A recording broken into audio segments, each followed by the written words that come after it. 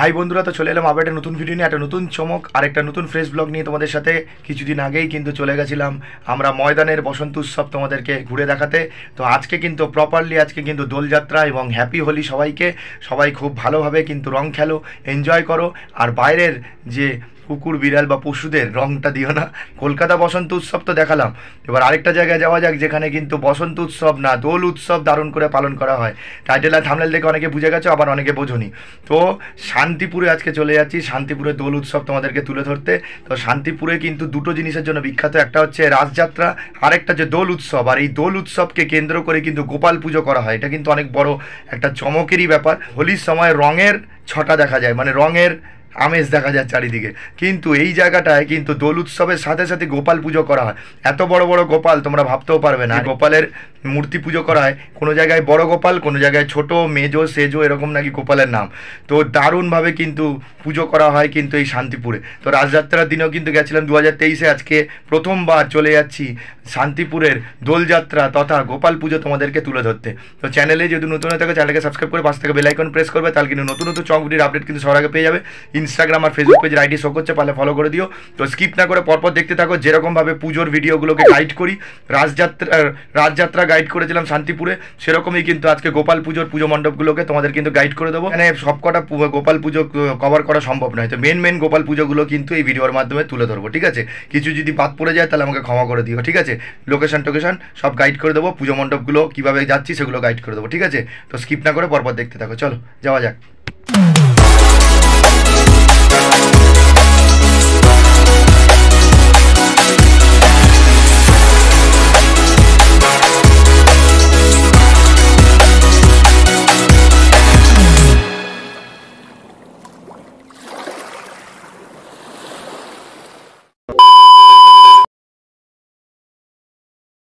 শান্তিপুর দোলযাত্রা আসতে গেলে তোমাদের শিয়ালদা থেকে শান্তিপুর লোকাল ধরে শান্তিপুর স্টেশন নেবে, 1 নম্বর প্ল্যাটফর্মের শিয়ালদার দিকে মুখ করে নামতে পারো, বা টিকিট কাউন্টারের পাশ থেকে নেবে সোজা হাঁটা দিতে পারো।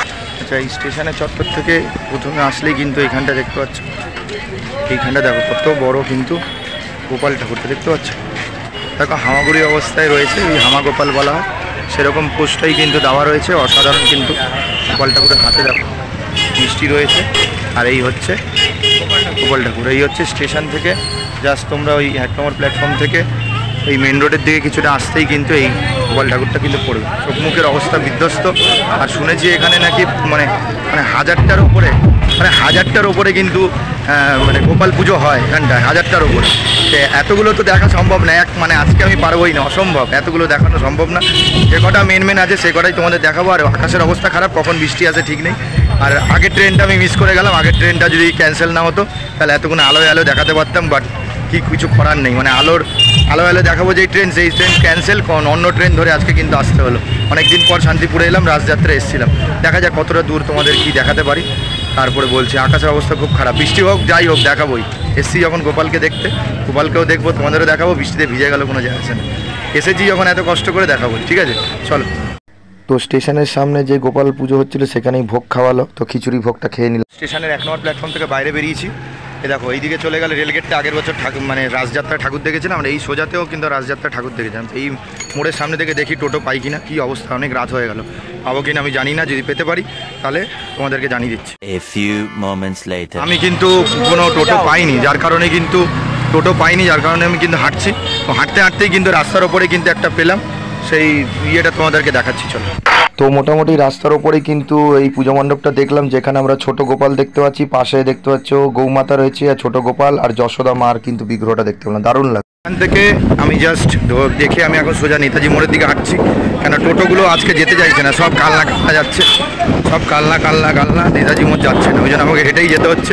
হাঁটা পথে যদি কোনো ভালো বিগ্রহ পাই তোমাদের অবশ্যই দেখাবো। হচ্ছে স্টেশন থেকে আমরা সোজা এসেছিলাম, এখানে দেখতে পাচ্ছ রবীন্দ্র বিদ্যাপীঠ হাই স্কুল, এখান থেকে গিয়ে কিন্তু ঠাকুর দেখেছিলাম।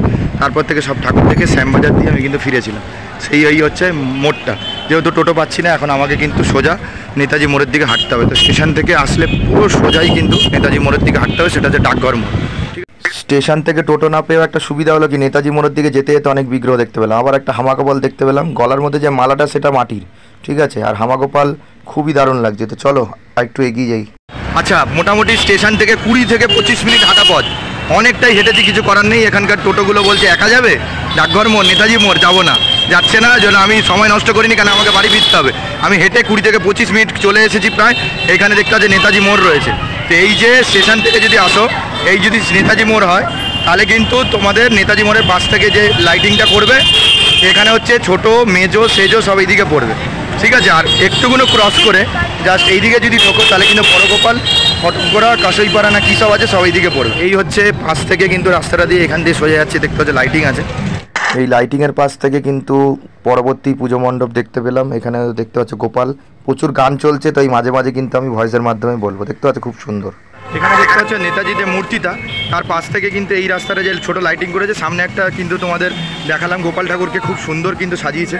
এবারে জাস্ট নেতাজির মূর্তির জাস্ট উল্টো দিকে এই রাস্তা দিয়ে গেলেই কিন্তু ছোটো, মেজো, সেজো সব ঠাকুরগুলো পেয়ে যাবো। এটা দেখে আবার কিন্তু আমরা রিটার্ন আবার নেতাজি মূর্তির কাছে আসবো, ঠিক আছে। এই রাস্তাটা থেকে সোজা একদম চলে আসবে, সোজা গেলেই কিন্তু মেজো, ছোট, সেজো সব গোপালগুলো কিন্তু এইদিকে দেখতে হবে। আচ্ছা, এই যে দেখতে পাচ্ছ প্রত্যেকের, দেখো এখানে একজনের বাড়ি আছে, এখানে কিন্তু গোপাল ঠাকুর রয়েছে। এরকম প্রত্যেকের বাড়িতে, মানে যদি 100খানা বাড়ি থাকে, 90টা থেকে 90-এর ওপরে বাড়িতে কিন্তু এরকম গোপাল ঠাকুর বাড়ির মধ্যে মধ্যে দেওয়া থাকে। মেজগোপালের মন্দিরটা দেখো কত সুন্দর সাজানো হয়েছে। এবছর 88 বছর পূর্ণ হলো। মেজগোপালের মূর্তির যে মালাটা দেখতে পাচ্ছ লাল রঙের, ওটা মাটির, আর অন্য গহনা কিন্তু রূপোর আছে। আর এমনি মালাগুলো কিন্তু রিয়েল মালা। বাদিক ডান দিকে দেখছো গৌরনীতায় রয়েছে, আর অসাধারণ সুন্দরভাবে কিন্তু সাজানো হয়েছে। আর গোপালকে কিন্তু খুব সুন্দর লাগে। গান চলছিল বলেই কিন্তু আমি ভয়েসের মাধ্যমে বলছি, মেজগোপাল থেকে পাশের রাস্তা দিয়ে সোজা যাবে। এই রাস্তাটা থেকে যে গলিটা দেখালাম, সেখান থেকে সোজা এলাম। এখান থেকে আবার এই বাঁ দিক ঘুরলে হয়তো মনে হচ্ছে ছোটো গোপাল পাবো। দেখা যাক, তোমাদেরকে দেখাচ্ছি। পুরনো যুগের বাড়িগুলো আমরা দেখতে পাচ্ছি, যেরকম বাঁকছে সেরকমই আমরা যাব। দেখা যাক কোন দিকে কী দেখতে পাচ্ছি। এই দেখো, এই যে এই রাস্তাটা থেকে এলাম, দিয়ে বাঁ দিকে এদিকটা গেলে কিন্তু পরবর্তী গোপালটা পাবো। আবার একজনের বাড়িতে দেখতে পাচ্ছ এরকম গোপাল দেখতে পাচ্ছি। এখানটায় কলকাতা এরিয়ায় যেরকম দোলযাত্রা, দোল খেলা হচ্ছে, হোলি খেলা হচ্ছে, এখানে এই জায়গাটা এলে বাড়িতে দেখতে পাচ্ছি গোপাল ঠাকুরের এই বিগ্রহগুলো দেখতে পারো। বাড়িতে পুজো হয়েছে, দেখতে পাচ্ছি এপার ওপার সব দিকেই। বাহ, খুব সুন্দর লাগছে, একটা আলাদাই কিন্তু আমেজ পেলাম। এই হচ্ছে লাইটিং রয়েছে। তো শেষমেশ চলে এসেছি ছোটো গোপালের মন্দিরের সামনে। তো তোমাদের বলেইছিলাম যে 4টে গোপাল, বড় ছোট মেজো সেজো সবারই কিন্তু মন্দির আছে। ছোটো গোপালের মন্দিরটা কিন্তু খুব সুন্দর সাজানো, ওপরে মাথায় দেখো ছোটো ছোটো মূর্তি করা রয়েছে। আর বাংলার 1373 সালে স্থাপিত হয়েছিল, এবং অন্যান্য সময় পূর্ণিমা তিথিতে পট পুজো করা হয়ে থাকে। আর অসাধারণভাবে কিন্তু সাজানো হয়েছে ছোটো গোপালের মন্দিরটা। আর মেজো গোপালের থেকে একটু ছোটো সাইজ ছোটো গোপালে কিন্তু খুব মিষ্টি, খুব সুন্দর করে কিন্তু সাজানো রয়েছে। আর এই ছোটো গোপালও কিন্তু এখানে হামাগোপাল রূপেই কিন্তু পূজিত করা হয়ে থাকে।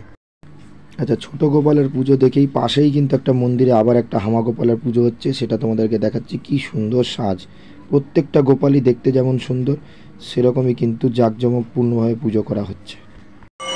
আচ্ছা, এই ছোটো গোপালের পুজো দেখলাম, এই মন্দিরটা দেখে, এই রাস্তাটা দেখে কিন্তু আমাদের সোজা যেতে হবে। সোজা গেলে কিন্তু আমরা সেজো গোপালটা পেয়ে যাবো। এখানে দেখতে পাচ্ছ ছোটো গোপাল। এই ছোটো গোপালের ঠাকুরটা দেখে এইখান থেকে দেখবে সোজা, এখানে দেখবে 3টে রাস্তা বেঁকে যাচ্ছে। একটা হচ্ছে বাদিক গেছে, ডান দিক গেছে, আর এই সোজা গেছে। এখানে দাদা একটু হেল্প করলো, যেখান থেকে সোজা গেলে কিন্তু সেজো গোপালটা পাবো। তো সেজো গোপাল দেখে নেওয়ার পরে আমরা নেতাজি মোড়ে গিয়ে বড় গোপালটা দেখবো, ঠিক আছে। এই রাস্তা থেকে আসার পরে দেখতে পাচ্ছি এখানে একটা বাদিকে গলি পড়বে। এই গলির ভেতরে কিন্তু রয়েছে সেজো গোপাল। অন্ধকার হয়ে গেছে না, যার কারণে কিছু ঠিকঠাক করে বোঝা যাচ্ছে না। আচ্ছা, এখানে দেখতে পাচ্ছি আবার একটু আলো মতো এসছে। সকাল দুপুরে আসলে একটু আলোর ভাবটা পেতাম, এবার যেহেতু রাতের দিকে এসেছি, চারিদিকে অন্ধকার, এরকম একটা ভাব। এই হচ্ছে সেজো গোপালের মন্দিরের কাছে কিন্তু চলে। তো সেজো গোপালের মন্দিরটা দেখতে পাচ্ছ খুব সুন্দরভাবে, প্রত্যেকটা মন্দিরই কিন্তু সুন্দরভাবে সাজানো হয়েছে। আর এখানে সেজো গোপাল থেকে হামা গোপাল অবস্থায় রয়েছে, আর বাদিক ডান দিকে গৌরনীতায় রয়েছে, খুব সুন্দরভাবে সাজানো রয়েছে, দেখতে পাচ্ছ, দারুণ। এই হচ্ছে এখান থেকে দেখিয়ে দিলাম তোমাদেরকে। দেখতে পাচ্ছ কত ভোগ নিবেদন হয়েছে, আর কি সুন্দর লাগছে। সেজো গোপাল দেখলাম, দেখে এখান থেকে কিন্তু আর ব্যাক করবো না পিছনের দিকে, ওইখান থেকে সোজা একবারে এসে এক বাদিক দিয়ে সোজা চলে যাবে। বলবে নেতাজি মোড় বলে বা ডাকঘর মোড় বলে চলে গেলেই কিন্তু তোমরা পেয়ে যাবে। প্রসেশন হয় এখানেও, ঠিক আছে। এই প্রসেশন হয়, তার কিন্তু গাড়ি টাড়ি রেডি করছে, দেখতে পাচ্ছি। আমরা হচ্ছে ওই সেজো গোপালের ঠাকুরটা দেখতে পাচ্ছ, লাইটিংটা, ওখান থেকে সোজা এলাম। সোজা আসার পরে কিন্তু দুটো রাস্তা বেঁকে গেছে, একটা বাদিক একটা ডান দিক। তো আমরা ডান দিক দিয়ে যাব। ওই যে রাস্তাটা থেকে আমরা নিলাম ডান দিক, ডান দিক নিয়ে এসে ওই যে বাবা কল্পেশ্বর মন্দিরটা দেখতে পেলাম, দেখতে পাচ্ছি এখান থেকে মন্দিরটা, এসে তারপর রাস্তাটা এখানে বাঁদিক চলে গেছে, ঠিক আছে, সোজা যাবে না, এই বাঁদিক দিয়ে কিন্তু নেতাজি মোড় বলে চলে গেলে কিন্তু নেতাজি মোড়ে আমরা উঠে যাবো। আর মেজ গোপাল, ছোটো গোপাল, আর একটা হচ্ছে সেজ গোপাল, আর একটা ছোটো একটা ঠাকুর দেখলাম, ওইখানেও কিন্তু গোপাল ঠাকুর ছিল, টোটাল 4খানা কিন্তু ওখানে দেখলাম। আরও এদিক ওদিক প্রচুর ঠাকুর, বাড়িতে বাড়িতে প্রচুর পুজো হয়, প্রচুর ঠাকুর, এবং সব কটা ঠাকুর তো কভার করা সম্ভব না, কিন্তু এখানকার বিখ্যাত যে কটা ঠাকুর সে কটা আমি তোমাদেরকে তুলে ধরলাম। এইখান থেকে যে রাস্তাটা থেকে এলাম, রাস্তাটা আসার পরে দুটো ভাগে ভাগ হয়ে যাচ্ছে, একটা এইদিকে যাচ্ছে, একটা ডান দিকে যাচ্ছে, ঠিক আছে। এখান থেকে ডান দিকে যাবো, একজন দাদা বললেন ডান দিকে গিয়ে বাঁ দিকে গেলে কিন্তু আমরা নেতাজি মোড়ে উঠে যাবো। ওই যে রাস্তাটা থেকে আমরা সোজা এলাম, সোজা আসার পরে দেখো রাস্তাটা দুভাগে বেঁকে গেছে, একটা ডান দিক গেছে আর বাঁ দিক গেছে, বললো বাঁ দিক গেলে নাকি নেতাজি মোড়টা পৌঁছে যাবো, তাহলে আমরা চলো বাঁ দিকে যাওয়া যায়। এই যে রাস্তাটা আমরা ভেতর থেকে এলাম, ভেতর থেকে গলিগালা দিয়ে এলাম, মানুষে অনেক হেল্প করলো, শান্তিপুরের মানুষেরা। তো এখান থেকে সোজা আসার পরে দেখতে পাচ্ছি আবার এই মোড়টা পেয়ে গেলাম, তাহলে আমরা কিন্তু ওই পারে গেছিলাম, ওই পার থেকে ভেতর থেকে দেখে দেখে এসে এইখান থেকে কিন্তু রাস্তাটা থেকে বেরোলাম। এবার আমরা যাব নেতাজি যে মূর্তিটা তার এই পারটা কিন্তু বড় গোপাল সহ আরও বিগ্রহগুলো রয়েছে, সেগুলো দেখাবো। তাহলে এই রাস্তাটা রয়েছে, এই রাস্তাটা থেকে আমরা যে গলিটা দিয়ে এলাম, তারপরে কিন্তু দুটো রাস্তা বেঁকে যাচ্ছে, একটা ডান দিক যাচ্ছে, একটা কিন্তু সোজা যাচ্ছে, এই যে মিষ্টি দোকান দেখতে পাচ্ছ, সোজা আমরা যাব, গিয়ে কিন্তু আমরা বড় গোপালটা দেখবো, ঠিক আছে। পুরো নয়, দেখো দেখতে পাচ্ছ রাধারানী দেখতে পাচ্ছ, নারী শিক্ষা মন্দির, তার পাশেই রয়েছে কিন্তু এই বড় গোপালের ইয়েটা।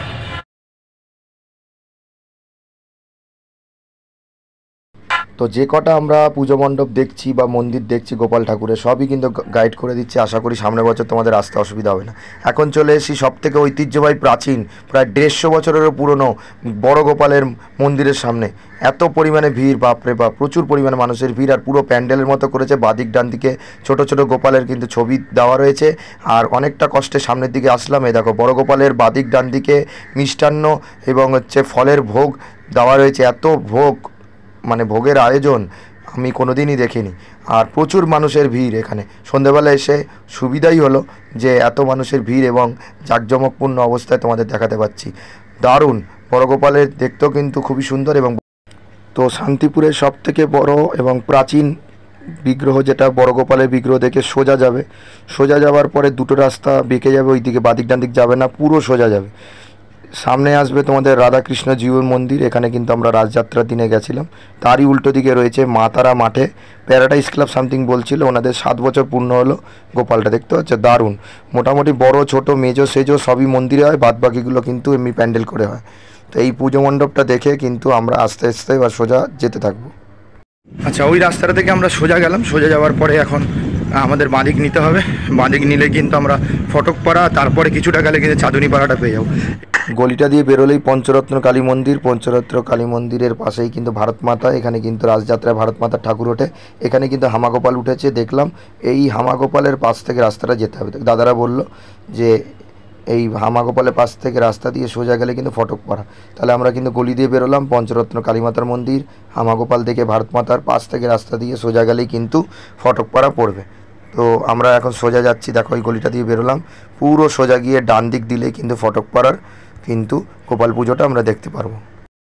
তো ফটকপাড়ার গোপাল পুজো এবছর 8মতম বর্ষে পূর্ণ হলো। জানতে পারলাম নাকি পাড়ার ছেলেরা মিলেই কিন্তু এই মূর্তি তৈরি করে, কোনো আলাদা করে কোনো শিল্পী আসে না।